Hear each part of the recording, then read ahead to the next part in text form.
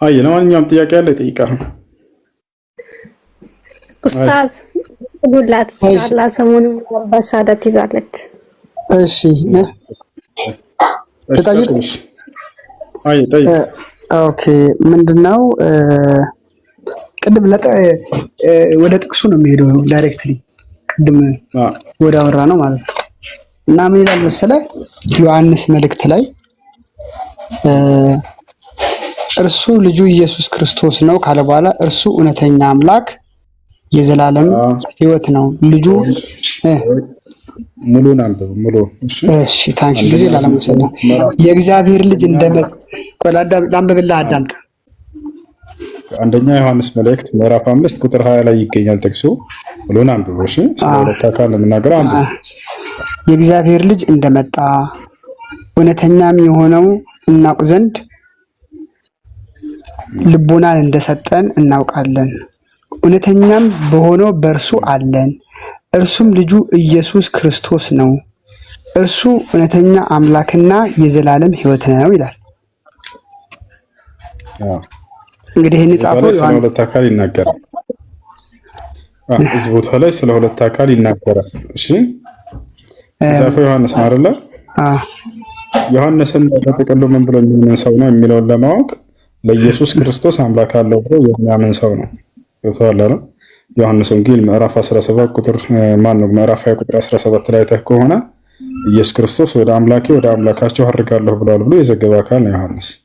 አምላክ እንዳለው ለኢየሱስ ክርስቶስ ብዙ ቦታ ላይ ተናግሯል። አሁን እዚህ ቦታ ላይ ስንመጣ ጊዜ እዚህ ቦታ ላይ መጥቶ ሲናገር ጊዜ ስለ ሁለት አካል ይናገራል። የእግዚአብሔርም ልጅ እንደመጣ ይላል። እግዚአብሔር ማን ነው? ልጁ ማን ነው? አየህ ሁለት አካሎች ናቸው አይደለ? አዎ እግዚአብሔር ላይ የተናገረ የእግዚአብሔር ልጅ አለ ደግሞ።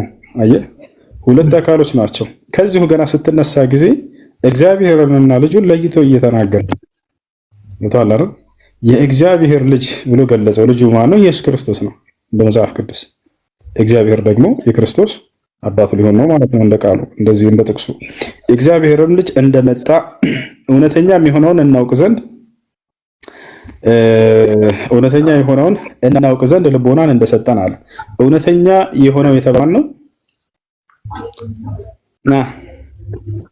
እግዚአብሔር ነው ኢየሱስ ክርስቶስ ነው። በዚህ ነው አይ ስለ ኢየሱስ እውነተኛው ነው ኢየሱስ ነው። ለአይደለም እውነተኛ የሰማው ነው እውነተኛ ነው መሰለህ። የእግዚአብሔር ልጅ እንደመጣ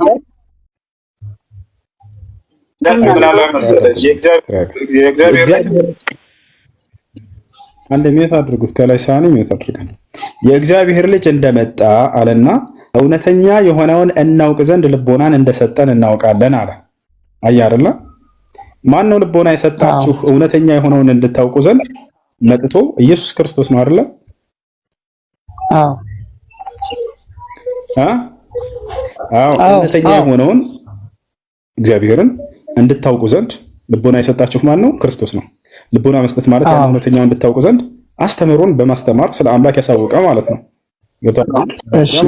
እሺ እናውቃለን። ማን ነው ልቦና እንደሰጠን እናውቃለን። እውነተኛ በሆነው በእርሱ አለን አለ። እውነተኛ በሆነው በእርሱ አለን አለና 4 ነጥብ አደረገው። አያ አይደለ?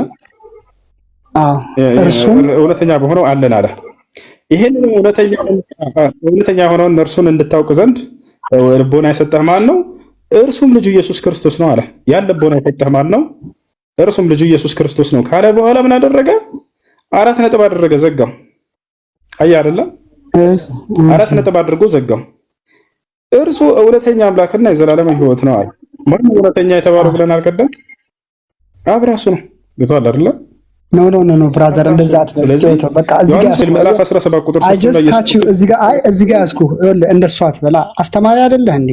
ለአንተ በሚመች መልኩ ሳይሆን እዚህ ጋር የተጻፈው ያዝኩህ ምናምን የሚሆን ቃል ተው። ኢሬስ ያዝኩህ። አይስዌር ገና ሐሳቤን ገና ቆይ አንዴ እዚህ ቦታ ላይ 4 ነጥብ አድርጎታል። አይደለ እኔ ደግሞ የገባኝን ላስረዳ። ናይ 4 ነጥብ አድርጎላል። 4 ነጥብ አድርጎ ተው 4 ነጥብ ይቀጥል ሐሳብ እንደዛ ይቀጥል ሐሳብ እኔ ልቀጥል። ለምንድን ነው የሚተው? እሺ እኔ ልቀጥላ። ላውራ ምንድነው የአራት ነጥብ አገልግሎት? መጽሐፍህ ላይ እኮ ነው የተቀመጠው። አይደለም አንድ ቨርስ ነው። ለምሳሌ ቆይ ነው አንድ ቨርስ ነው። የአራት ነጥብ አገልግሎት ምንድነው? ቆይ ከ21 እስከ 22 ይኸውልህ ከ20 እስከ 21 የተጻፈ ነው። ይሄ አንድ ሐሳብ ነው። ገብቶሃል አይደል? እናነባዋለን። አንዴ የአራት ነጥብ አገልግሎት ምንድነው? ኖ ብራዘር እንደሱ አይደለም። አንድ ሐሳብ አንድ ፓራግራፍ ነው እዚህ ውስጥ አለው። ዋስ ፓራግራፍ ኢዝ ዘ ግሩፕ ኦፍ ሴንቴንስስ አይደል እንዴ? የሴንቴንስ እዚህ ውስጥ ያሉት ሐሳቦች በአጠቃላይ ሁለት ሶስት ሴንቴንስስ ሊሆኑ ይችላሉ፣ ግን አንድ ፓራግራፍ ነው። አንድ ቨርስ ነው። ገብቷል። አራት ነጥብ አገልግሎት ምንድነው? መጽሐፍ ላይ የተቀመጠው ተው እያልክ ነው። መጽሐፍ ነው በአንድ ፓራግራፍ ውስጥ አታዳምጥም እንዴ? አታዳምጥም? ምን ይሄ ስታይል ነው እንዴ? አታዳምጥም ወይ? እኔንም አዳምጠኛ መውጣት ትችላለህ። ያላ መንካት ትችላለህ። ጭራሽ የተጻፈው ነገር ላይ ማውራት አይፈልግም። ይሄ ስታይልህ ነው ወይ? ይሄ እንትን ነው ወይ? እንደዚህ ውስጥ ለምን ትገባለህ? የራስህ መጽሐፍ ላይ የተቀመጠ እንትን እኮ ነው። የራስህ መጽሐፍ ላይ ነው የተቀመጠው። አራት ነጥብ አስቀምጦልሃል። ሐሳቡን ዘጋ ማለት ነው። ሌላ ነገር አይደለም። ይሄን መናገር አይፈልግም። ገብቷችኋል አይደል? እሱ የፈለገው ምንድነው? አራት ነጥቡን ያስቀመጡበት ምክንያት ምንድነው? መጽሐፉ ላይ በቃ ሐሳቡ እንደተዘጋና እዚህ ጋር እንዳለቀ ነው። አይ አይደለም እንቀጥለዋለን እያለ ነው። አራት ነጥቡን ዝልል ብለን አያስኬድም። እንደሱ ከሆነ ይሄ መጽሐፍ ላይ ያስቀመጡት አራት ነጥብ ተሳስተዋል እነዚህ ሰዎች ማለት ነው። ገብቷል አይደል? እዚህ ቦታ ላይ ዘግቶታል። የአረበኛ መጽሐፍ ቅዱስ ብትሄዱ በዚህ መልኩ እዚህ ቦታ ላይ ይዘጋዋል። ከዛ እንደገና ስለ አንዱ አምላክ መልሶ ይናገራል። ገብቷችኋል አይደል? ከመጀመሪያው ጀምረን ስንመጣ ጊዜ እውነተኛ የተባለው አምላክ እንደሆነ ማነው? እግዚአብሔር አብ እንደሆነ ከመጀመሪያው እያሳየሁት ነበር። እዚህ ቦታም ላይ እውነተኛ አምላክ ብሎ ገለጸው አምላኩን። ለማንኛውም ይሄ ነው። መቀጠል ትችላላችሁ። አይ ጥያቄ ማን ነው? በመቀጠል ይፈልግ ካለ መቀጠል ይችላል። ጥያቄ ከሌለህ يلا ننزل تحت يا اخي። ጥያቄ ያለሽ እህት ከታች ማነሽ? ሰሊና አሎ ሰሊና። እሺ ራቢያት አብዱ يلا ننزلك። እሺ السلام عليكم ورحمة الله وبركاته. عليكم السلام ورحمة الله وبركاته. هاي وسوي عندنا ጥያቄ ነበረኝ እኔ። እሺ ፈቷ ነው ስለ ዘካ ጉዳይ ነው። ያው ረመዳን የሚደርሰም ስለሆነ የዘካ ጉዳይ ምናምን ስለነበረ ማወቅ ፈልጌ ነውና ግልጽ ለማድረግ አንድ ዘካ የሚወጅበት አካል ዘንድሮ ለምሳሌ በ1 ሚሊዮን ብር ዘካ የሚያወጣ ከሆነ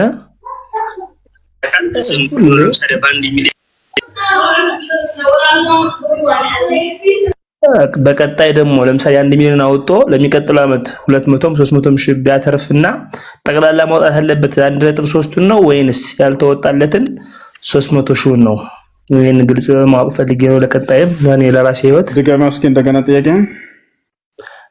ለምሳሌ እኔ አሁን በዚህ አመት ላይ 1 ሚሊዮን ብር ዘካ ሂሳብ አውጥቼ ከሆነ ኔክስት ይር ደግሞ 300 ሺህ ወይ 400 ሺህ ባተርፍ በዛ 1 ሚሊዮን ብር ሰርቼበት ማለት ነው። ዘካ ባወጣሁበት ሰርቼበት በሚቀጥለው አመት 1.4 ብር የደረሰ ማለት ነው።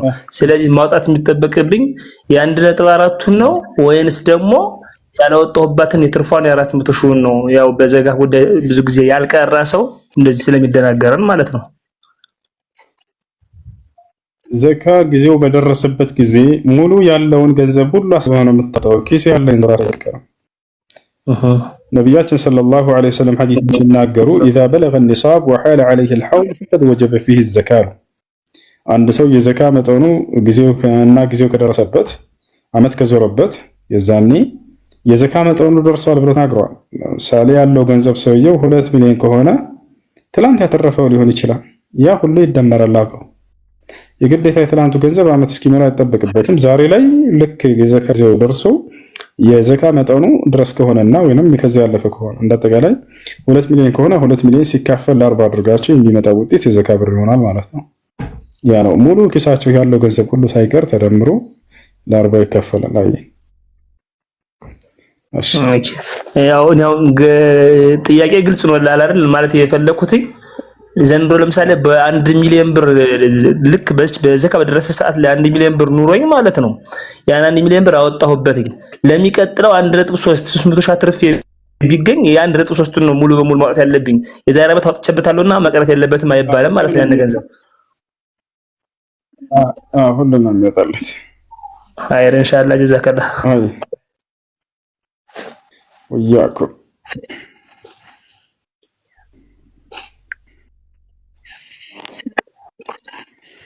ወአለይኩም ሰላም ወራህመቱላሂ ወበረካቱ።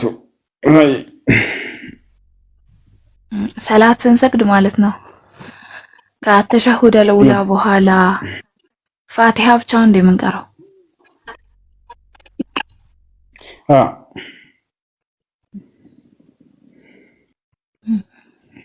እና ቁርአን ማፈዝ ግዴታ ነው እንዴ?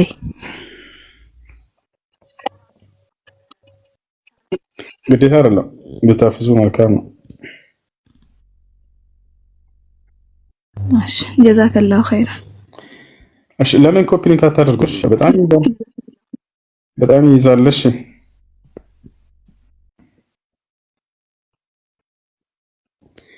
እሺ ይሰማቸዋል።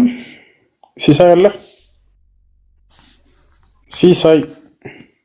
እሺ هتسمعون كلامي؟ እሺ መቀጠል ትችላላችሁ።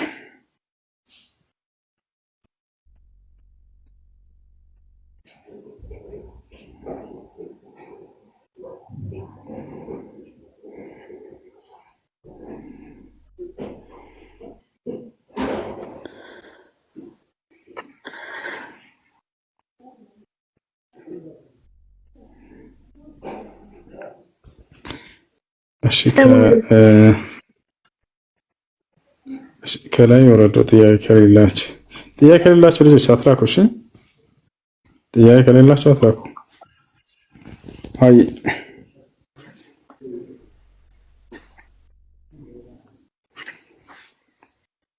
ጥያቄ አለኝ። ለቆም እሺ ጥያቄ ምንድን ነው?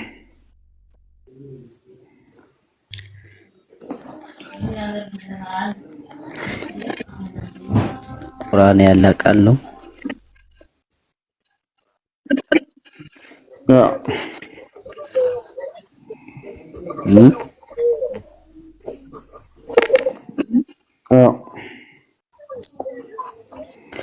እና ፍጡር አይደለም?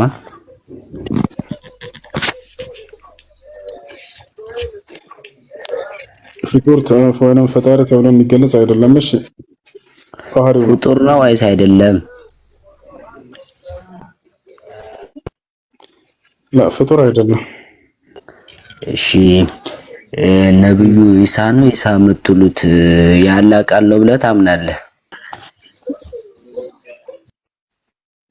በአላህ ቃል ነው የተገኘው ብለን እናምናለን። ልክ እንደ አዳም ማለት ነው። ሌላ የተለየ ነገር አይደለም። እሺ ቁርአን ፍጡር አይደለም ብለህ ካመንክ ያለ ቃል ነው ፍጡር አይደለም ብለህ ካመንክ ነብዩ ኢሳ ለምን ፍጡር ነው ብለህ ታምናለህ? እስቲ ለዚህ መልስ ካለ።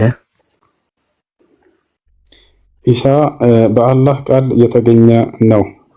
ልክ አዳምም በአላህ ቃል እንደተገኘ ሰማይ ምድር በአላህ ቃል ነው የተገኙት። ምንም የተለየ ነገር የለውም። ኢሳ አየህ በቃሉ ነው የተገኙት ሁላቸው። ማንኛውም አላህ ሲፈጥር በቃሉ እንደሚፈጥር ቁርአን ፍጡር አይደለም ካልክ ለምን ነብዩ ኢሳ ለምን ፍጡር ይሆናል ያልኩኝ? ያው ምን አዳምነ ቁርአን እና ኢሳ ቁርአን ንባብ ቁርአን ንግግር ነው። ኢሳ ደግሞ አካል ነው። ሁለቱ ቁርአን ያላ ቃሉ ነው። ፍጡር ካልሆነ ያም ያላ ቃል ከሆነ ፍጡር አይደለም ማለት ነው። እንደዛ ከሆነ አይደል ኢሳ በአላህ ቃል ነው የተገኘው እያልኩህ ነው።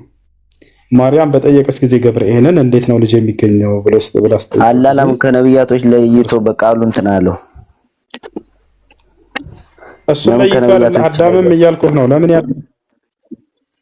አልተለየም? እሱ ልክ እንደ አዳም ነው። አዳምም በአላህ ቃል ነው የተሰራው። በአላህ ቃል በመጀመሪያ ነብዩ ኢሳ የምትሉት ከነብያቶች ይለያል ፈጽሞ። ይሄን ተናገራላችሁ ራሳችሁ። የሆነ ነጥብ ያዝና ያንን እሱን ከጨረስን በኋላ ወደ ቀጣይ ትሄዳለህ። የሆነ ነጥብ ያዝና እሱን ከጨረስን በኋላ ወደ ቀጣይ ትሄዳለህ። እሺ እሺ ለምን ከነቢያቶች ውጭ ተለየ አልከሱ? አይልም። አዳምንም በቃሉ እንዳስገኘው ሁሉ ዒሳንም አላህ በቃሉ አስገኘው ያልኩህ ነው።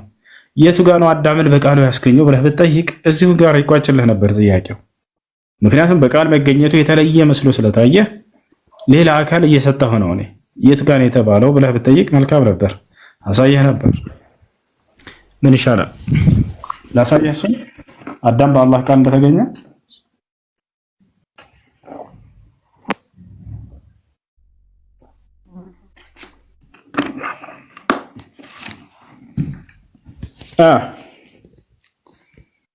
አሎ ትስማዕክ ይተሰማ ልጆች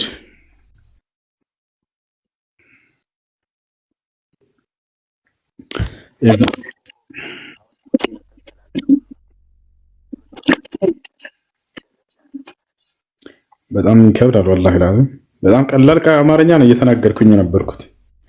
ኢሳ ለምን ከነቢያቶች ተለየ ብለህ ጠይቀሃል አይደለ? አማኑኤል ኢሳ ለምን ከነቢያቶች ተለየ ብለሃል አይደል?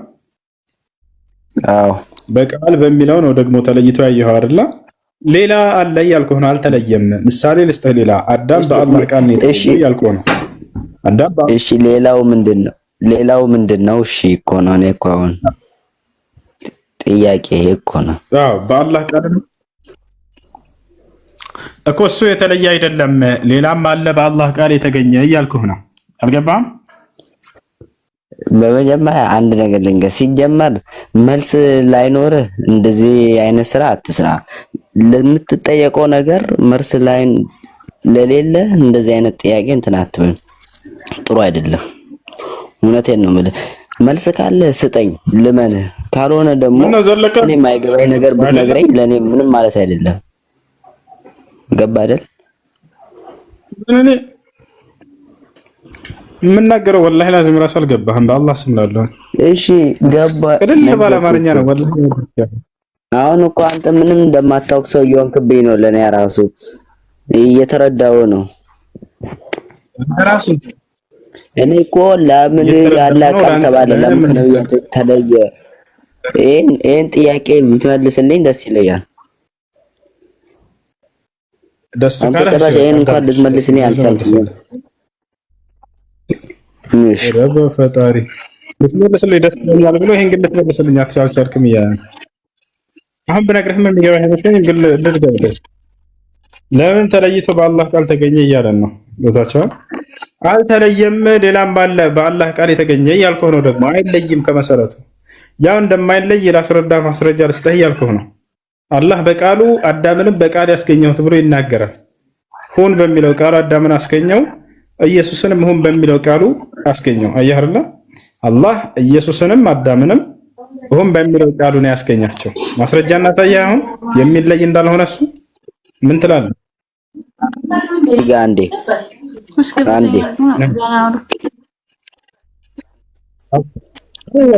ስማኝ። እሺ ቀጥልሽ። እየሰማሁ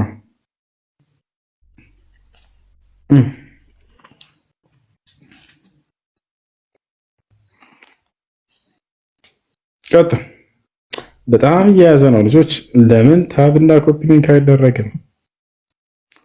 ምን ይሻላል? በቃ ቪዲዮ ልዝጋ። ቪዲዮ ይዘጋና በድምጽ ብቻ እናውራሽ።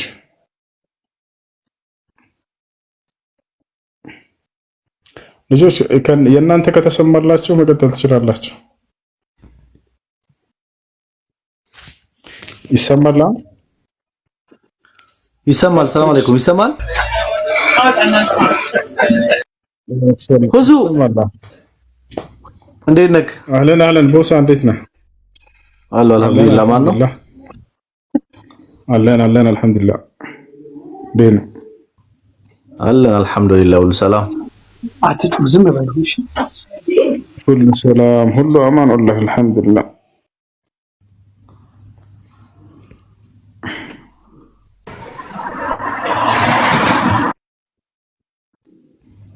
እሺ መቀጠል ትችላላችሁ።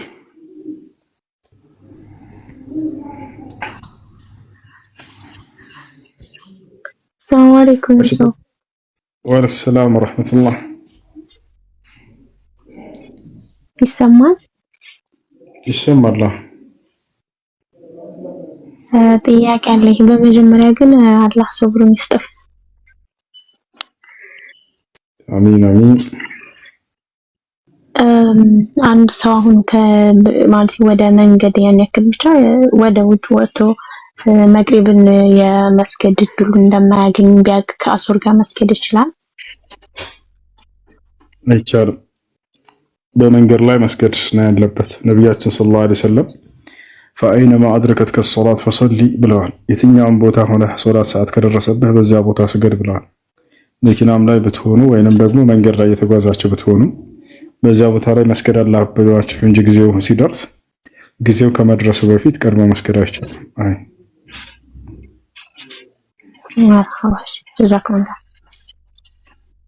አይ ሆያኩ እና ተመልሼ የመጣው አውራኛ የቀደመው ብራዘር። እሺ ቃላቶችን አስተካክልና በስነ ስርዓት እንደ ትልቅ ሰው እናውራ። እሺ አሁን ቀጥል። በቃ ወደ ጉዳዩ ነው። እኔንም ቻሌንጅ አድርገኝ እኮ የኔ መጥፎ ወደ ጉዳዩ ወደ ጥቅሱ ግባ። ሂድና አውራ፣ አብራራ ሐሳብህን። እሺ አይ አንተ ጋር እኮ ነው። አንተ ነው ያስከው። ጨርሰው ሐሳብህን አውራ። እሺ ሐሳብህን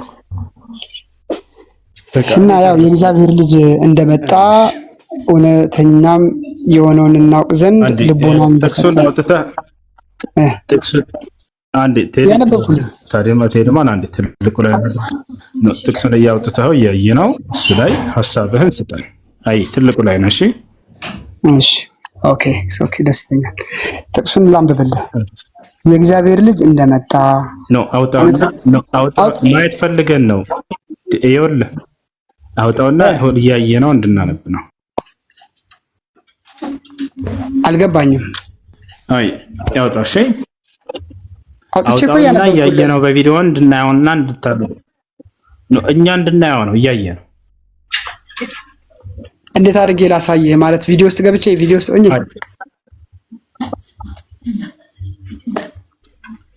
ሆኜ ነው።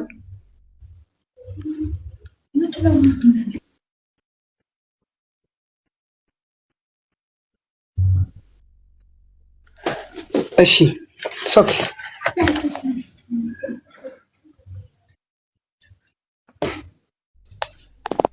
ታያለህ አሁን?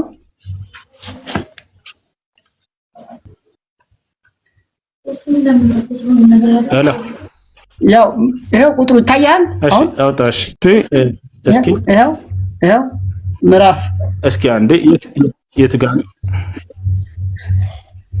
የት ጋ ነው እንድናነባት የሆነ በጣትህ ነገር እስኪ ነካ አድርገህ አሳየን። ይሄው እቺት የት ጋ ነው? ምዕራፍ 5 ቁጥር 20 እኮ እንድናያት ነው። ይኸውልህ እዚህ መጽሐፉ ተገልብጦ እንዴት አድርገን እናንብበው? ይኸውልህ ቆላሳለሽ ድጋሚ ሌላ ቦታ ላይ ይኸው ታያለህ አሁን? እስኪ እኮ አንዴ ቁጥሯን አሳየና እንዴት ብለን እናንብበው? ይኸውልህ ተገልብጧል። የሆነ እሺ እስኪ ቁጥር 20 የትኛው ጋር ነው የሚገኘው? እቺ ትልቅ እቺ ቁጥር 20 እስከ 21 እስኪ ነካ አድርጋት አንዴ በጣትህ ትታያለች። በቁልፍ ነካት አትታየንም። አሁንስ የቷ ነች? ወደዚህ ጠጋ ትንሽ እስኪ ወደዚህ ጠጋ ትንሽ ይታያል። ልጆች እነሱ በሚያሳይበት መንገድ ተገልብጧል መጽሐፉ ራሱ። አሁንስ ይታያል። እንደዚህ አድርጌ ይኸው ካሜራውን የከፈትከው በፍሮንት ካሜራ ነው እንዴ?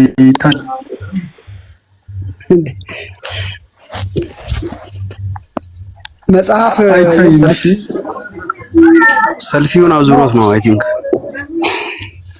እኔ የምልህ ታውቀዋለህ አለ ጥቅሱን አታውቀውም? ጥቅሱን ከዚህ በፊት ታዲያ ቆይ አንዴ ካሜራውን የከፈትከው በሰልፍ ብታወጣ ይንገረው አዳምጥ። እሺ አንድ ጊዜ ኦኬ። ምናልባት ችግር ሊኖር ይችላል። ልክ ነህ። ቆይ ልንገርህ አዳምጠኝ። ካሜራውን የከፈትከው በሰልፊ ካሜራ ነው።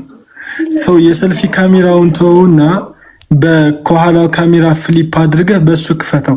በሰልፊ ካሜራ ስታደርገው ሙሉ በሙሉ መጽሐፉ ይገለበጣል፣ ለኛ አይታየንም። እሺ ከግራ ወደ ቀኝ ሆኖ ነው የሚታየን። ባክ ካሜራ አድርገውና ክፈተው። ተረዳህ አሁን? ኦኬ ፍሊፕ አድርገው ካሜራውን። ሰልፊ ካሜራ ሳይሆን ባክ ካሜራ ፍሊፕ አድርገው። ጎበዝ።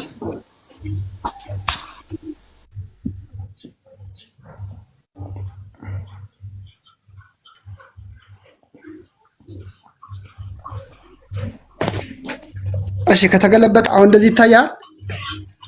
ቪዲዮ ክፈተው። አሁንስ ቪዲዮን አልከፈትከውም። እንደቀደሙ ቪዲዮን ክፈተው። አሁን እስኪ ከተስተካከለ እናያለን።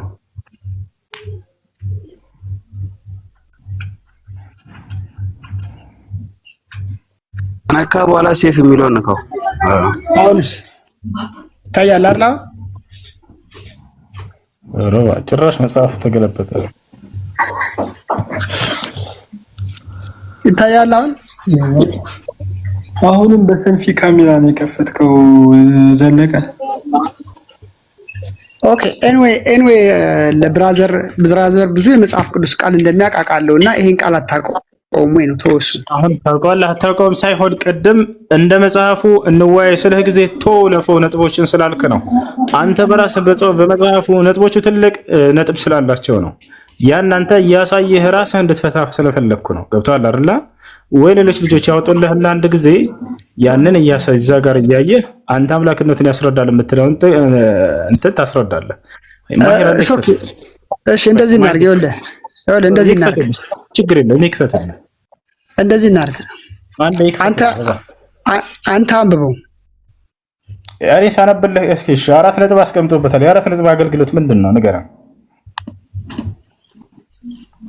ይኸውልህ ስለ 4 ነጥብ አገልግሎት ልንገርህ። መጀመሪያ አንድ የሆነ ፓራግራፍ ካለ አዳምጠኛ። አንድ ፓራግራፍ ማለት ምንድነው? የአረፍተ ነገሮች ጥርቅም ማለት ነው።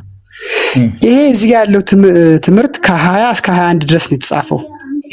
ዮሐንስ መልእክት ምዕራፍ 5 ቁጥር 20 እስከ 21። እዛ ውስጥ ያሉት አረፍተ ነገሮች 3 ናቸው። 3ቱንም ላነብልህ እችላለሁ። ገብቷል? አንተ እያነበብክ እያለ መጣና 4 ነጥብ ያልከው ለምንድን ነው? ሐሳቡን ኦሬዲ እዚህ ጋር ተዘጋ ልትለኝ ነው። አንድ ሐሳብም ደግሞ የሚዘጋው በአንድ አረፍተ ነገር ሳይሆን በአንድ ፓራግራፍ ነው።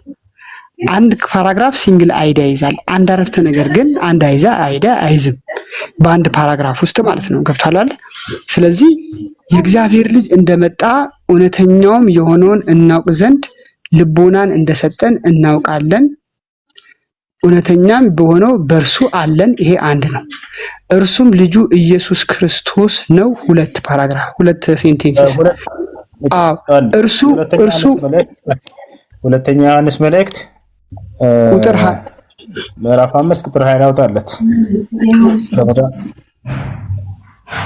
ሁለተኛ ዮሐንስ መልእክት ምዕራፍ 5 ቁጥር 20 ይቀጥል። ሐሳብህን ቀጥል። እሺ ይኸውልህ እዚህ ውስጥ ያለው ከ20 እስከ 21 ያለው አንድ ፓራግራፍ ነው። አንድ ፓራግራፍ ውስጥ ደግሞ 3 አረፍተ ነገሮች ነው ያሉት። ገብቶላል? 3 4 ነጥብ አለ ማለት ነው። አንድ ፓራግራፍ ውስጥ 4 ነጥብ አለ ማለት ሐሳቡ ተዘግቷል ማለት አይደለም። ፓራግራፉ እስኪያልቅ። ለምን? አንድ ፓራግራፍ የአንድ ሐሳብ መስጫ ዘዴ ስለሆነ ማለት ነው። እዚህ ጋር ከ20 እስከ 21 የተጻፈው የእግዚአብሔር ልጅ እንደይልክ የ4 ነጥብ አገልግሎት አሁን የተናገርከው ነው። ሐሳቡን መዝጋቱን አያሳይም። አዎ በአንድ ፓራግራፍ ውስጥ አንድ አረፍተ ነገር 4 ነጥብ አለው ማለት ሐሳቡ ተዘጋ ማለት አይደለም። ምክንያቱም ፓራግራፉ ሲያልቅ ነው ሐሳቡ የሚያልቀው። እንደሱ ያለህ ማን ነው? እስኪ ማስረጃ ያሳየን። ትልቁ ላይ ነህ። እሺ እንግዲህ እኔ በትምህርቴ የማውቀው ይልክ በትምህርትህ ሳይሆን በማስረጃ እንድታሳየን ነው። ይህ የውይይት ቦታ ነው። እሺ አዳምጠኝ። እሺ አንተ አንብብልኝ እስኪ አንተ። ወይኔ በፈጣሪ አሁን ለተናገርከው ማስረጃ የለህም። በግምት ነበር ልትነግረን የነበረው ማለት ነው። ማስረጃው ማለት በማንኛውም የቋንቋ ትምህርት ላይ አንድ አረፍተ ነገር አውጣና ሳየን እሱ ላይ አውጣና ሳየን እሱ አሁን ለተናገርከው ማስረጃ ስለ ስርዓተ ነጥቡ አገልግሎት ብራዘር፣ እኛ እንግዲህ እኔና አንተ የተማርን ነው ብዬ ነው የማስበው። ብዙ አሁን እኛን ተወልና የተናገርከው ማስረጃ ትደግፈህ ተናገረ። በግምት ነግረህ ልታልፈን ነበረ አይደለም። ማስረጃ ማስረጃ ከየት ላምጣልህ? ይሄ እኮ ቀላል ነው። ማንም ከዚህ ስለዚህ ያለ ማስረጃ ነበር ስታወራ የነበረው ማለት ነው። ይኸውልህ በአንድ ፓራግራፍ ውስጥ አንድ አረፍተ ነገር ሀሳብ አይዘጋም። አረፍተ ነገር እስከሚያልቅ ድረስ እሱን አሳይ ነው ማስረጃው። እንደሱ ያልክበት። ኦ ማይ ጉድነስ በአንድ ፓራግራፍ ውስጥ አንድ አረፍተ ነገር ሀሳብ አይዘጋም። ፓራግራፍ ውስጥ ማስረጃ አስተን እስኪ። ይሄ እኮ ቀላል ነው። የኤሌመንተሪ ትምህርት እኮ ነው። ፓራግራፍ እና ይኸውልህ ሴንት ያለ ማስረጃ ማውራት እዚህ ቤት በጣም ትልቅ ነውር ነው። እሺ ከላይ ጥያቄ ያለው ካለ ይጠይቅ ይቀጥል። አይ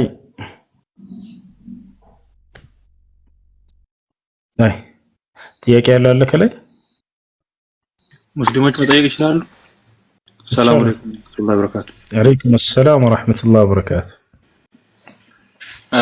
ስለ አንገተብል ምናምን መጠየቅ ፈልጌ ነው። አንገተብል ማድረግ ለወንዶች እንዴት ይታያል?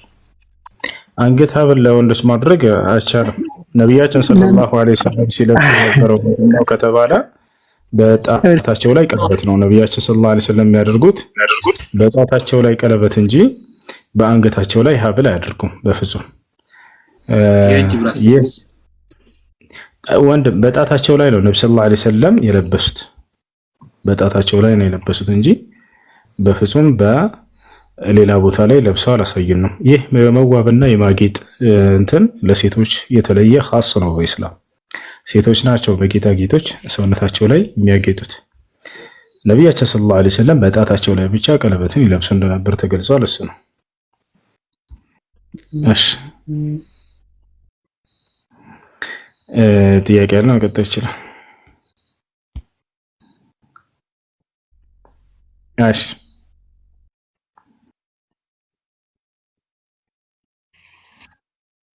ወአለይኩም ሰላም ወራህመቱላሂ ወበረካቱ።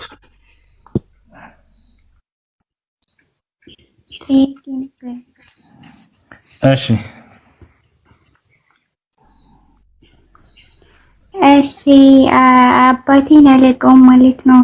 በጣም ትንሽ የሆነን ነው ያኔ የለም ነበርና ቤተሰብ ሲነግረኝ እንደሞተ ምናምን ነው እነሱም ሲፈልጉት አላገኙትም ነበር። እነሱ ራሱ እንደሞተ ነበር የሚያውቁ ማለት ነው።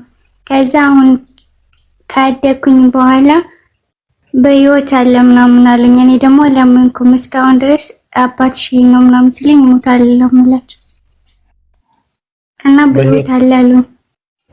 ካለ አባትሽ በትክክል አባትሽ መሆኑን ካረጋገጥሽ እንደ አባትነት ተቀበይ። እሺ ያንን እንደ አባትነት መቀበል አለብን። ነብያችን ሰለላሁ ዐለይሂ ወሰለም አባቶቻችሁን እንዳትክዱ ብላ አስተምረዋል። አባትሽ መሆኑ ከተረጋገጠ አባትነትን መቀበል ግድ ይላል። እሺ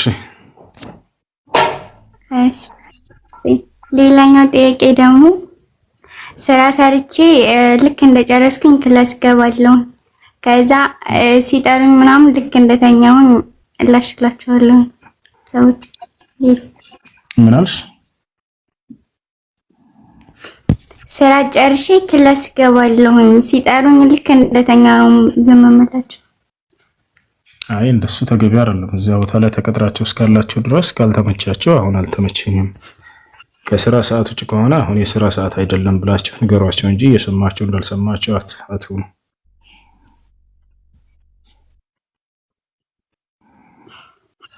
መርሐባ ጀዛክ።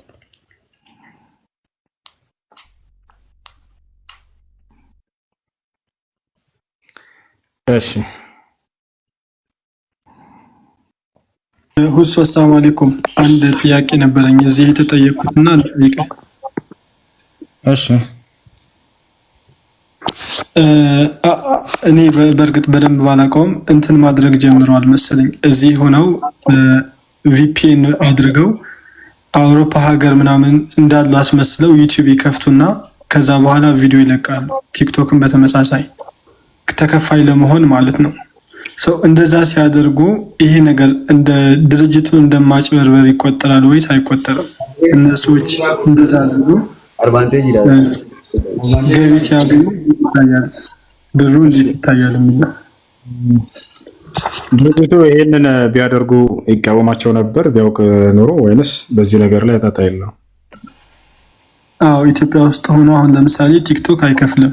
ሰው ኢትዮጵያ ውስጥ እንዳሉ አስመስለው እዛ የሚፈቀድበት ሀገር ለምሳሌ ዩኬ፣ እንግሊዝ ምናምን ሀገር እንዳሉ አስመስለው ነው የሚያጭበረብሩት በቪፒኤን።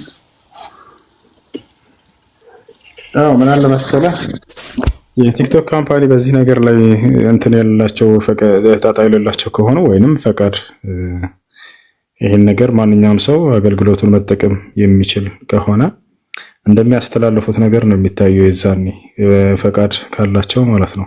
ማንኛውም ሰው በዚህ ነገር ተጠቃሚ መሆን እንዲችል ፈቃደኛ ከሆኑ ከየትኛውም ሀገር ሆኖ፣ ነገር ግን ይሄን ነገር ፈቃደኛ የማይሆኑ ከሆነ የዛኔ ያለ ፈቃዳቸው መስራት እሺ የሚሆነው የዛኔ ነው።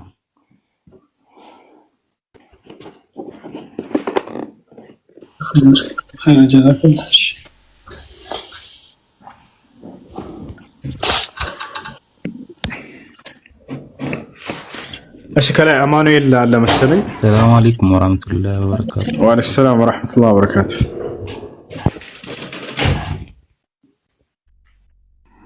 እኔ ልቅደም ወይስ የአቂዳ ጥያቄ ነበረኝ? እሺ ጠይቅና እኔ ያርፋለሁ። እነ ማሄር ያወራቸዋል። አማኑኤል አለ ይቀጥላል። እሺ ጥያቄ ምንድነው ጁድ? እሺ በአቂዳ ጉዳይ ላይ ሙስሊሞች ኪላፍ አለባቸውና እኛ ደግሞ እንደ ወጣት የተለያየ ሱፊያ፣ ዋህብያ፣ ሰለፊያ የተባለ ይከፋፈላልና እኛ የት ምንድነው እኛ የሚጠበቅብን ነገር? የአቂዳ ትምህርትስ ወሳኝ ጉዳይ ነው ወይ? እኔ እውቀቱ ሳይኖረኝ ይሆን አለ ለምሳሌ አላህ ከአርሽ በላይ ነው፣ አላህ ከአርሽ በላይ ነው አይባልም ምናምን የሚባባሉ ነገሮች አሉና እነሱ ነገሮች ላይ እየተወዛገብኩ ከሆነ ምንድነው ማድረግ ያለብኝ? ግዴታ ዋጅብ ነው ወይ እውቀቱ መማር? ያው በደንብ እንጂ የአቂዳ ጉዳይ የመሰረታዊ ጉዳይ ነው። ስለዚህ መማር ግድ ይላል። الحقيقة قبل كل شيء كما يقول العلماء ዑለሞች እንደሚሉት አቂዳ እንዳውም ከሁሉ ነገር በፊት መማር አለባቸው ነው። እና ምንድነው ታዲያ በዚህ ላይ መያዝ ያለብኝ የሚለውን በተመለከተ ቁርአንና ሐዲስ ላይ የተነገረውና ቁርአንና ሐዲስ ምን ይላል ከተባለ ቃል በቃል አላህ ከአርሽ በላይ ነኝ ብሎ ተናግሯል። الرحمن አዛኝ አምላክ አላህ على العرش استوى على العرش استوى አዛኝ አምላካቸው አላህ ከአርሽ በላይ ከፍ ብሏል خلاص على وارتفع ብለው ሰላም ይሄ ጉዳይ ላይ እንትን ወሱ ይሄ ጉዳይ ላይ ይቅርታ እንትን ነው ወጣቱ ለምሳሌ ዲኑ ላይ እውቀቱ ላይ ደካማ ነውና ይሄን ሳወቅ ወደ አኪራ ቤዳን ሰው የገጠር ላይ ያሉ እናቶቻችን አባቶቻችን እዚህ ጉዳይ ላይ ብዙ እውቀት የሌላቸው ሰዎች ዝም ብሎ ኢባዳ ብቻ የሚያደርጉ ሰዎች እንዴት ነው የሚታዩት ነው? ካልደረሳቸው በዚህ ጉዳይ ኦኬ ይሄ ነገር ስላላወቁ ተብሎ አላህ ለምሳሌ የገጠርን ሰው ከወሰድን በዚህ ነገር ላይ ኺላፍ ተከስቶ በዚህ አካባቢ እውነቱ ተገልጾላቸው አይ ይሄን እውነት አንቀበልም ብለው ከጥመቱ ጋር ሄደው ከሆነ የዛኔ ራሳቸው ናቸው ኃላፊነታቸውን የሚወስዱት፣ ይጠይቃሉ፣ ይቀጡበታል በዚህ ነገር ላይ። ነገር ግን ይሄ ነገር የገለጸላቸው ሰው ከሌለ የዛኔ ሁጃ ካልቆመባቸው ይሄን ነገር የሚገልጽላቸው ዓሊም ካልተገኘላቸው አካባቢያቸው የዛኔ ማዕዘሩን በጀህሊ ባለማወቃቸው የሚታለፉ ናቸው። ይሄ ነው። እሺ አመሰግናለሁ። አይ مرحبا السلام عليكم. ايش وعليكم السلام ورحمة الله وبركاته. يعني ጥያቄ ማለት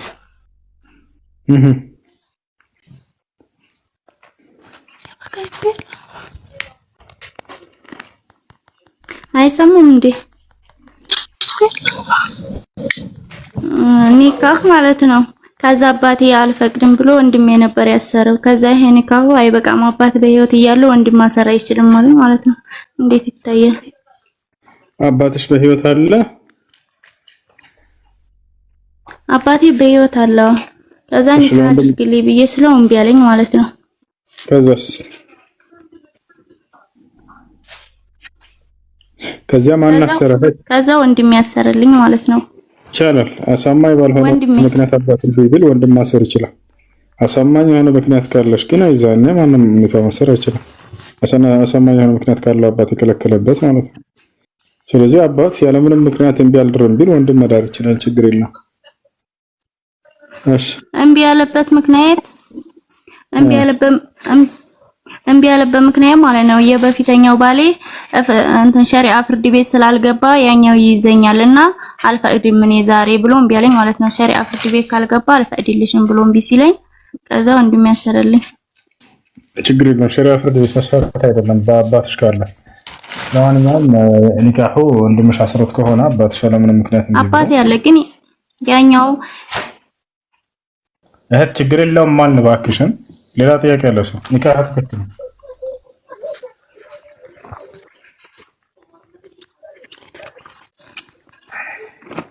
ሰላም አለይኩም። ወአለይኩም ሰላም ወራህመቱላህ።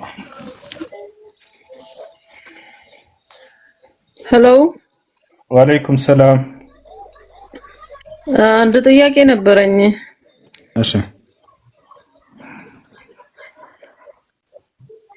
እሺ ከተሰማ ኔትወርክ ያዝ እያደረገኝ ነው። ጅኑብ የሆነች ሴት ጅኑብ በሆነችበት ሌሊት በአጋጣሚ ሀይድ ሆነች ብንል ትጥበት እንትን ንየዋ እንዴት አድርጋ ነው የምትታጠበው? እሺ ከሀይዷ ስትጨርስ ጊዜ ነው ሀይድን ነው የምትታጠበው። ጀናባ በሆነችበት ሰዓት ሴት ልጅ ያን ጀናባ ሳትታጠብ ሀይድ ማየት ጀመረች። ስለዚህ ሶላት መስገድ በርሷ ላይ ግዴታ አይሆንም። ሶላት በሀይድ ጊዜ አይሰገድምና የሀይዱ ቀን 6 ቀን 7 ቀን ቆየ እስኪጨርስ ድረስ ትጨርስና ከዚያ ነው የምትታጠበው። ከሀይዱ ትታጠባለች ማለት ነው። ወዳው ለጀናባው ትታጠብ እንዳንል ሶላት የሚሰገድበት ጊዜ አይደለም። ምክንያቱም በሀይድ ያ ሶላት መስገጃ ጊዜው ተቋጨ خلاص። ስለዚህ ከ6 ቀን ከ7 ቀን በኋላ ስትጨርስ ጊዜ እዛኔ ሙሉ ትጥበት ታደርጋለች። እሱ ሁሉንም ያካክሳል። ይሄ ነው።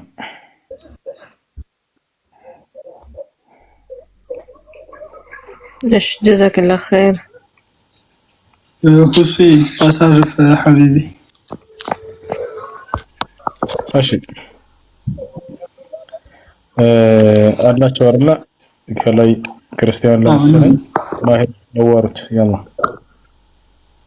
እሺ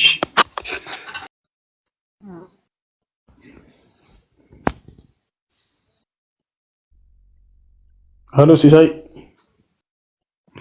እሺ ማሂር ፋይሰል ረመዳን አላችሁ? ሰላም አለይኩም። ይሰማችኋል?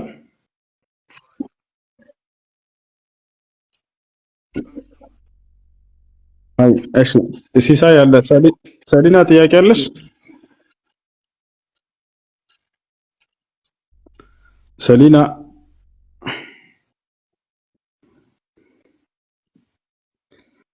እሺ ሲሳይ تسمع كلامي ولا አይሰማም?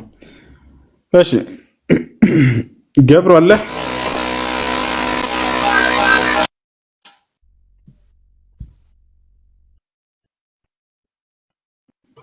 ገብሩ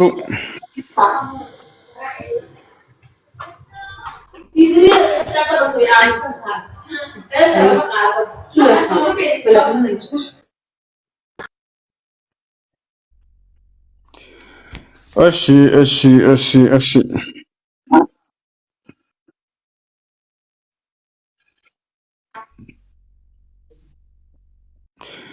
እሺ ገብረ ሚካኤል ሰላም።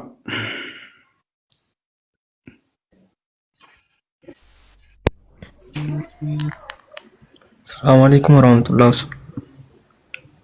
ወአለይኩም ሰላም ወራህመቱላህ። አንድ ጥያቄ ነበር። እሺ ቁርአን ለምንድን ነው በሰባት አይነት አቀራር የሚቀራው? ለትውልዱ ይገራ ዘንድ ነብያችን ሰለላሁ ዐለይሂ ወሰለም ራሳቸው ተናግረዋል። ይህንን ራሳቸው ናቸው የጠየቁት አላህን። አምላክ አላህ ሆይ ለትውልዴ እንዲገራላቸው ዘንድ በሰባት አይነት መንገድ አቀራር አድርግላቸው ብለው ለመኑት፣ አደረገላቸው። እንደምታውቀው ለምሳሌ አረበኛ የተለያዩ ቃላቶች ናቸው፣ የተለያዩ አነጋገሮች አሏቸው። የሳውዲ አረበኛ ሰምተህ ከሆነ ከግብፅ አረበኛ ጋር የሶሪያ አረበኛ፣ የሌሎችም አረቦች አረበኛ ቋንቋ ሆነው እነሱ ግን የተለያዩ ቃላቶችንና የተለያዩ አነባበቦችን ያነባሉ ለቃላቶቻቸው። ስለዚህ ለሁሉም የገራ ይሆን ዘንድ ይህን ነቢያችን ሰለላሁ ዐለይሂ ወሰለም ከአላህ ዘንድ ጠየቁ። አላህ ሱብሓነሁ ወተዓላ ይህንን ሰጣቸው ማለት ነው። ነዘለ አልቁርአን ዐላ ሰብዐቲ አሕሩፍ አሉ። ቁርአን በሰባት አይነት ያቀራር መንገድ ወረደልኝ ብለው ተናገሩ። እሺ እኛ የምንቀራበትን የተመረጠበት ምክንያት ወይንም እንትን ይኖራል? እንደዛ የሚባል ነገር የለም። ሁሉም የተመረጠ ነው እያልኩኝ፣ ሁሉም ከአላህ ሱብሓነሁ ወተዓላ ዘንድ ነው። ከአላህ ዘንድ ነው። መልአኩ ጅብሪል ዐለይሂ ሰላም እና ሚካኤል ተላኩ ለዚህ ጉዳይ። ከዚያ በኋላ ነቢ ሰለላሁ ዐለይሂ ወሰለም ዘንድ መጥተው ተቀመጡ ገብርኤል እና ሚካኤል። ከዚያ በኋላ መልአኩ ሚካኤል ዐለይሂ ሰላም ለመልአኩ ጅብሪል አቅራው ጨምርለት ይላቸዋል። እርሳቸውም ማነው ጅብሪል ለነቢ ሰለላሁ ዐለይሂ ወሰለም ያቀሯቸዋል ከአላህ ዘንድ በታዘዙት መሰረት። ከዚያ በኋላ ዚድኒ እያሉ ጨምረኝ እያሉ ነቢ ሰለላሁ ዐለይሂ ወሰለም ይጨምርላቸዋል። ዚድሁ ይላል ሚካኤል ካጠገቡ ተቀምጦ ጨምርለት ይላቸዋል ከአላህ ዘንድ በመጣላቸው ትእዛዝ መሰረት። ከዚያ ያ ነው እና ሁሉም የተመረጡ ናቸው። ይቻላል። ምናልባት ኢትዮጵያ ላይ የምናውቀው እኛ ሐፍሳን ዓሲም ነው። በሌሎች ሀገራቶች ላይ ወርሽ ይቀራል። ሁላቸውም ከአላህ ዘንድ የሆኑ ናቸው። አይ እሺ፣ ሹክራን በጣም አፍወን። እሺ ከላይ ጥያቄ ያላችሁ? አሎ ከላይ የገባችሁ ልጆች ጥያቄ ያላችሁ ወይ?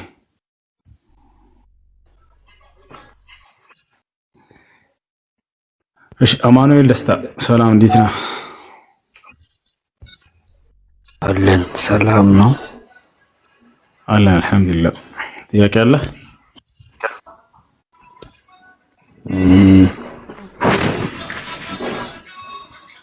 ጥያቄ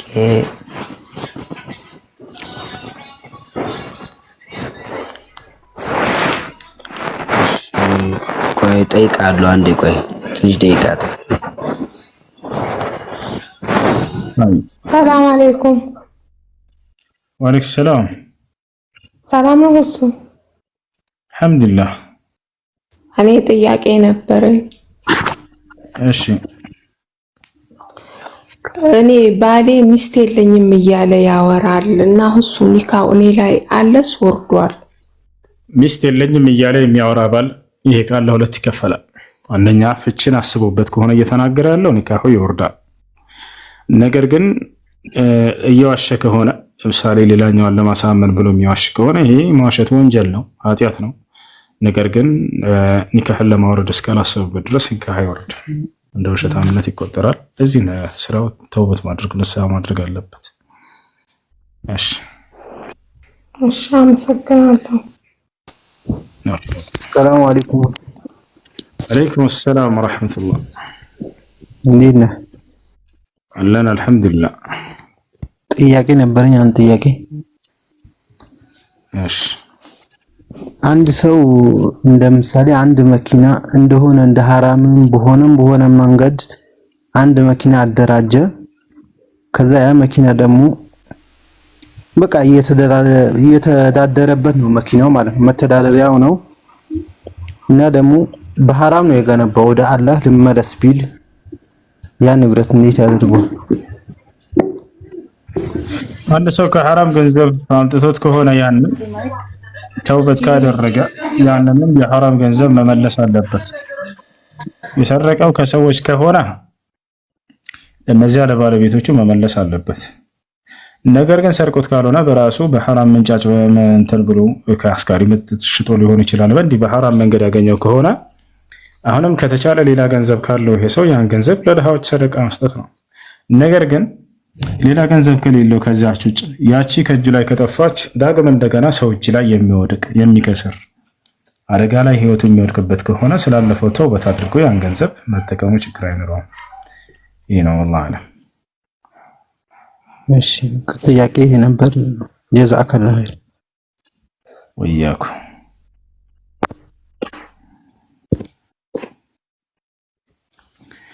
እሺ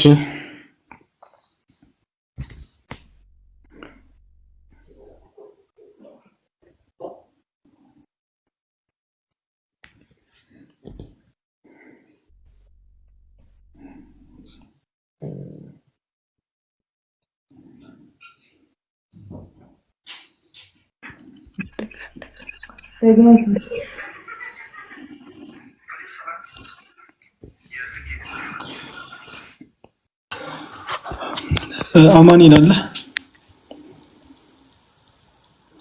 አማኒል አለው አለው። መልካም። ከየትኛው ቤተ እምነት ነህ? ኦርቶዶክስ። እሺ ሐዋርያት ሥራ ምዕራፍ 3 ቁጥር 13 ላይ ያለውን ነጥብ እናነሳና የአብርሃምና የይስሐቅ የያዕቆብ አምላክ የአባቶቻችን አምላክ እናንተ አሳልፋችሁ የሰጣችሁትን ሊፈታው ቆርጦ ሳለ በጲላጦስ ፊት የካዳችሁትን ብላቴናውን ኢየሱስን አከበረው አለ። እዚህ ጋር ማን ነው የከበረው? ማን ነው ያከበረው? የተከበረው ኢየሱስ ነው። ያከበረው አምላክ ማን ነው?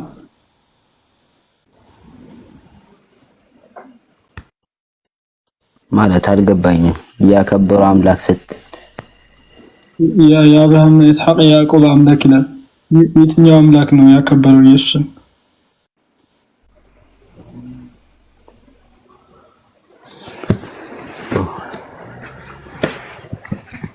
የትኛው አምላክ ነው አና ያልከው? አዎ አምላክ አክብሮታል ማለት ኢየሱስን አምላክ አክብሮታል አላከበረው?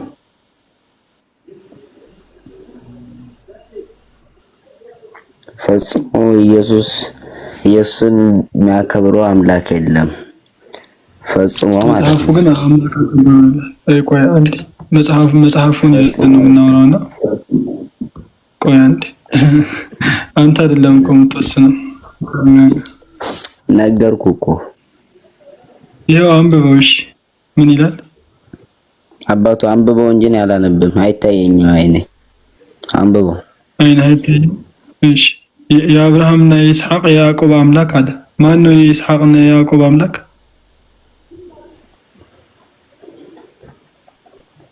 ማን ነው? አማኑኤል። የያዕቆብ አምላክ ማን ነው? የይስሐቅ አምላክ ማን ነው?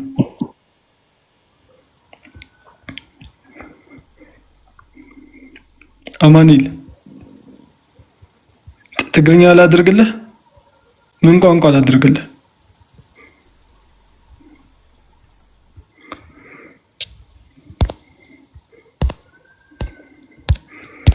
ዝም ሊል ይመጣል እንዴ?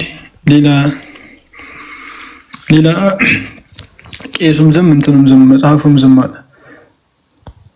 ሌላ ሰው ካለ መግባት ይችላል። ሌላ ክርስቲያን ካለ ይግባ። ሌላ ክርስቲያን አለ?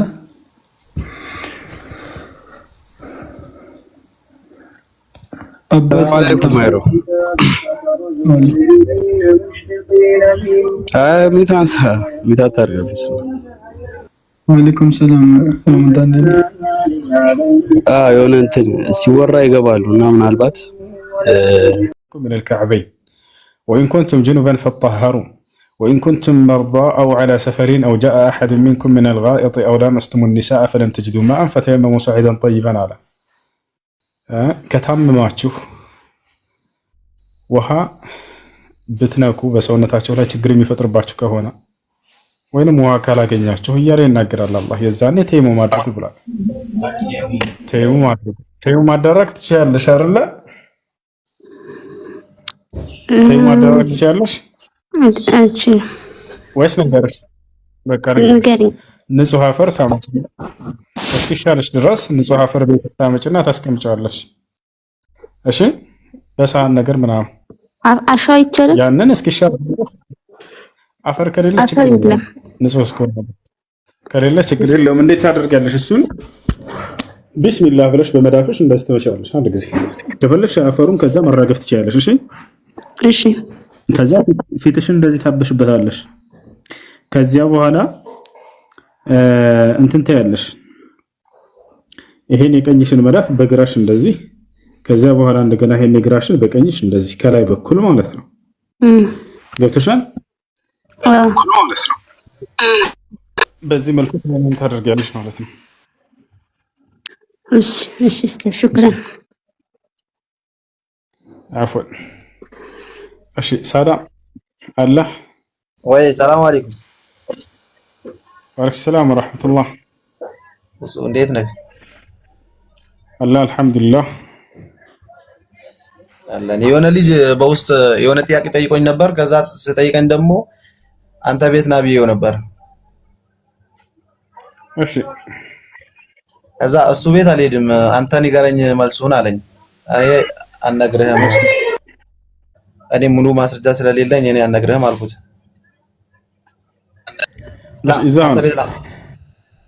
አንተ ቤት እንዲመጣ ላድርገዋ። ይዛና ችግር የለም። እስልምና ከነብዩ በፊት እንዳለ ማስረጃ አለክ ነው ያለኝ። እሺ ጥያቄ ይዛና አይሽ السلام عليكم. وعليكم السلام ورحمة الله.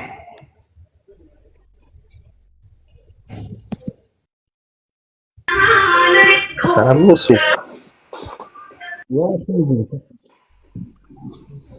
አይ ጥያቄ ለቀጥል። ሙዚቃ ቦታ ከሆናችሁ ገስት አትግቡ ሳይሆን እዛ ቤት አትገኙ። ጥያቄ ነበረኝ። ወልሰላም ጥያቄ ምንድን ነው?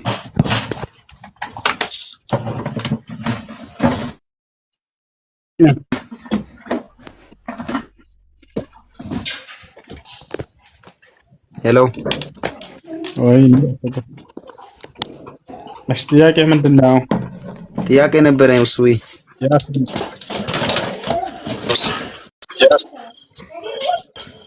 ጥያቄ ያለው ብቻ ይላክ። እሺ ከሌላችሁ ላኩ። ሚራብሽ ቦታ ላይ ተሆናችሁ ደውም አትግቡ። ሰላም አለይኩም ወራህመቱላህ። እንዴት ነህ አባቴ? በጣም ወዳለሁ። አላህ እድሜ ጤና ይስጥህ። እና ጥያቄ ያለኝ አባቴ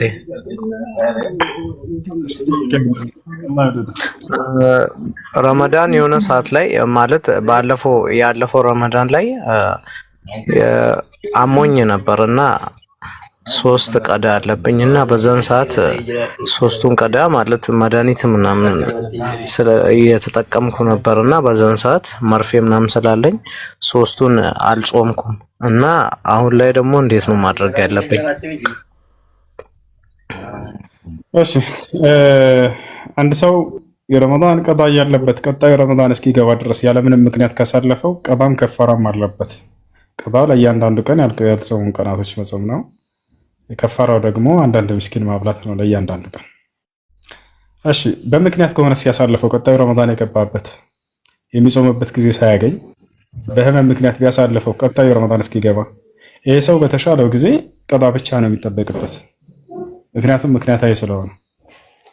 ስለዚህ ያ ነው እስካሁን ያሳለፍከው ያለ ምክንያት ከሆነ ቀዳም ከፈራም አለበት። ነገር ግን በምክንያት ከሆነ በህመም ምክንያት ከሆነ ቀዳ ብቻ ነው የሚኖርበት።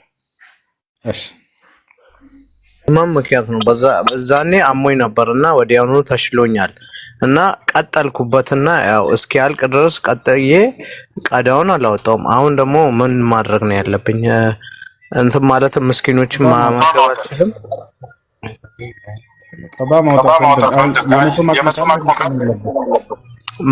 መች ነው መጾም የምችለው? እሺ ከነገ ጀምሮ። እሺ ጀዛኩሙላህ ኸይራን አባቴ አመሰግናለሁ። መርሐባ ሰላም አለይኩም ኡስታዝ። ሰላም አለይኩም። እሺ አያ ያልጨረሰ ጥያቄ አለሽ? ኡምራ ሲመለስ ለዚህ አዘጋጅተን ደግሰን ሰው ሲመጣ ማብላት እንዴት ይታያል? እንዲህ አላደረጉም ነብዩ ሰለላሁ ዐለይሂ ወሰለም። ሰሃቦችም ተዓቡድ አድርገን ከያዝነው ማስረጃ ያስፈልጋል፣ ካልሆነ ቢድዓ ይሆንብናል። ነገር ግን እንዳው ሰውየውን ከመቀበል አንፃር ከሩቅ ቦታ የመጣን ሰው መስተንግዶ አድርጋችሁ ብትቀበሉት የሆነ ምግብ አዘጋጅታችሁ እንዳ ዒባዳ አድርጋችሁ እስካዳዛችሁ ድረስ ባልፎ አልፎ ይሄ ነገር የሆነ ሰው እንግዳ እንደሚመጣና እንደምትቀበሉት ከዚህ አንፃር ከሆነ ችግር አይኖርም ኢንሻአላህ። እሺ ሰላም አለይኩም።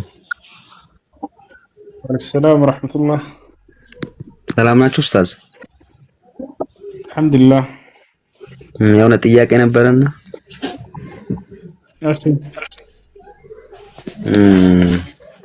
ሰላምቴ ነበረች እሺ ከዛ ኒካ ታሰረ፣ መልሳ በዛው ከፈረች። ያ ኒካ እንዴት ይታያል? ሌላ ማግባት እንዴት ይቻላል ወይስ? ከከፈረች በቃ ኒካህ ወርዷል። الردة تبطل النكاح هذه قاعدة من قواعد النكاح في الإسلام ከእስልምና ማፈንገጥ ኒካህን ያወርዳል። ባል ወይንም ሚስት አብረው እየኖሩ እያለ አንዱ ከእስልምና ከወጣ ከእስልምና በወጣበት ቀን ኒካህም አብሮ ወርዷል። ኒካህ ይወርዳል ማለት ነው። ሌላ አንድ ጥያቄ ነበረና እሺ ካፊር ናቸው ቤተሰቦቼ። እንግዲህ በምችለው ቅም ያርዳለው፣ ግን እነሱ አሁን ወደ በዓል አመት በዓል ምናምን ነው ስለኝ አልሄድም። ከዛ እንትን ይቆጣሉ።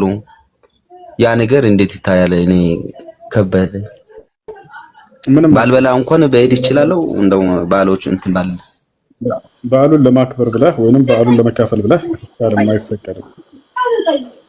ሌላም ተከታይ ከሆኑ ቤተሰቦቻቸውን ያላ ያክተም ይዝልት። ሰላም አለይኩም። እሺ በዓሉን ለመካፈል ወይንም የእንኳን አደረሳችሁ መልእክት ለማድረስ ብለህ ከሆነ ሄድከው አይቻልም። ነገር ግን የሌላ እምነት ተከታይ ቤተሰቦቻቸውን ከበዓል ቀንና ከአምልኮ ስራዎች ውጭ በምድራዊ ህይወታቸው አብራችሁ ብታግዟቸው ብታበራቸው ብታጠጣቸው ችግር የለውም። አላህ በቁርአን ላይ ሲናገር ወሳሂብሁማ ፊ ዱንያ ማዕሩፋ ይላል። የሌላ እምነት ተከታይ ቤተሰቦችህን በምድራዊ ህይወታቸው በጥሩ ሁኔታ ተናኗራቸው ብሏል። ችግር የለውም።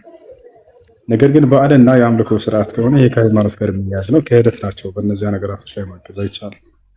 አየሽ። ሰላም አለይኩም። ወአለይኩም ሰላም ወራህመቱላህ።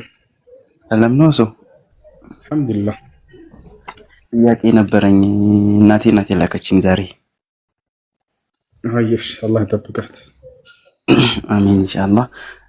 እንትን ነው ኒቃብ ትለብሳለችና ማሻአላህ ውጪ ሂዳ መታለች። ድጋሜ ለመሄድ ብላ ቪዛ መጥቶላት ከዛ በኋላ ኩዌት ነበርና የምትሄደው ኒቃቡን ማውረድ አለባት ምናምን ነገር አላት።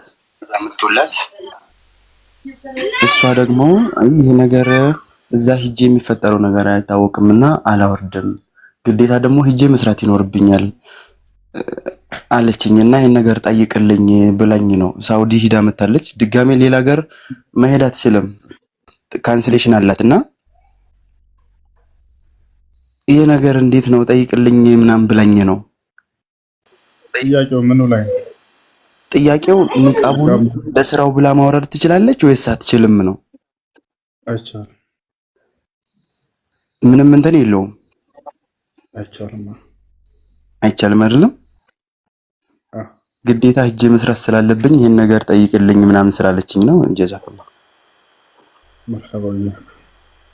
እሺ ሰላም አለይኩም። አለይኩም ሰላም ወራህመቱላህ። ፈትዋ ጥያቄ ነበረኝ። እንትን ፈትዋ ጥያቄ ስንጠይቅ ማለት ነው። ፈትዋ ጥያቄ ስንጠይቅ ከቁርአንና ከሐዲስ ተነግሮን ግዴታ ከመዛሀብ መጠቀስ አለበት ወይስ የለበት? ግዴታ አይደለም። ቁርአንና ሐዲስ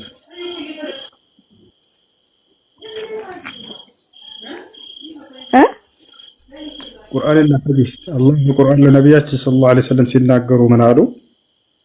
ተረክቱ ፊኩም ማ ኢን ተመሰክቱም ቢሂማ ለን ተضሉ በዕዲ ኪታበላህ ወሱነቲ። በመካከላችሁ ሁለት ነገራቶችን ጥዬላችሁ ይሄዳለሁ፣ እነሱንም አጥብቃችሁ እስከያዛችሁ ድረስ መቼም አትጠሙም አትሳሳቱም አሉ። እነርሱም ቁርአንና ሐዲስ ብለው ነው የተናገሩት። የመዝሀብ ባለቤቶች አራቱ ፉቃሃዎች ያስቀመጧቸው ከምን አንጻር ነው የሚለውን ለመንገራችሁ። የመጀመሪያው መዝሀብ አልሐነፊያ ወሳሒቡሁ አልኢማም አቡ ሐኒፋ ረሒመሁላህ ተዓላ፣ ሁለተኛው ማሊኪያ፣ ሶስተኛው ሻፊዕያ፣ አራተኛው ሐንበልያ። እነዚህ ናቸው። እነዚህ ታላላቅ ዑለሞች ቁርአንና ሐዲስን መሰረት አድርገው ባላቸው እውቀት ለትውልዱ ቀለል ባለ መልኩ ፍትሃዊ ጉዳዮችን ያስቀመጡባቸው መጽሐፍቶቻቸው ናቸው። ታዲያ ለነሱ መጽሐፍቶች ያለን አቋም ምንድን ነው ከተባለ ከቁርአንና ከሐዲስ ጋር የሚስማማ ካገኘን እንቀበላለን፣ ችግር የለውም።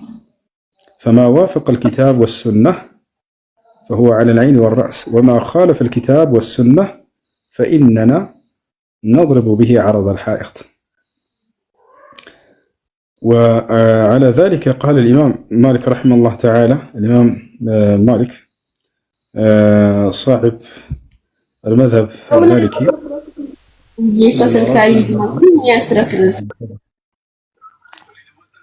كلنا رد ومردود إلا صاحب هذا القبر، ويشير بيده إلى قبر النبي عليه الصلاة والسلام في المدينة النبوية. لا تقالي كمذهب مصافتوች ቁርአንና ሐዲስን የተስማማ ካለ እንቀበላለን፣ ካልተስማማ እንቀበለው።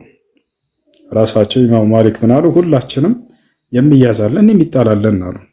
የዚህ ቀብር ባለቤት ሲቀር አለ ማንን? ነብዩ ሰለላሁ ዐለይሂ ወሰለም። የእርሳቸው ግን ሁሉ ነገር ተቀባይ ነው፣ ከአላህ ነው የሚናገሩት። አይሽ አይ አሎ تسمعون كلامي ولا لا؟ هتسمعون كلامي ولا لا؟ እሺ السلام عليكم وعليكم السلام። በቦታው ሳትኖር አራለሁኝ ቦታ ላይ በስልክ መገበያ እንዴት ይቻላል? አይቻልም። ተቃቡድ ግድ ነው። ነብዩ ሰለላሁ ዐለይሂ ወሰለም በማናቸውም ግብይቶች ላይ ተቃቡድ መቀባበል የሚባለውን ነገር ግድ አድርገዋል። ያን ነገር የሚያሲዝ የሆነ ተጨባጭ ካለ ችግር የለም። አይ ሰላም አለይኩም። አለይኩም ሰላም ወራህመቱላህ። ጥያቄ ነበረኝ። እሺ ቁርአን ሐፊዝ ቁርአን ነኝና እንድታማክር ይፈልግ ነበር። ሙራጃ ከብዶኝ ምንም ሙራጃ ለማድረግ የሌሊት ሶላት ግድ ነው። ነብያችን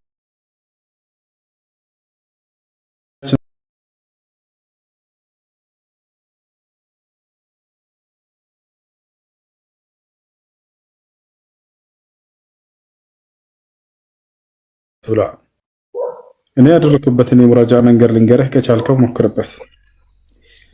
ከሱብሒ በኋላ ቁርስ እስክትበላ ሰዓት ባለው ድረስ 5 ገጽ በቀን። ከዛ በኋላ ያንኑ ከቁርስ በኋላ ደግመህ ትቀራዋለህ። ከዛ ከጓደኞች ጋር ታሰማና ከዛ በዘን እርግጠኛ ስትሆን ከአስተማሪ ጋር ሄደህ ትሰማዋለህ።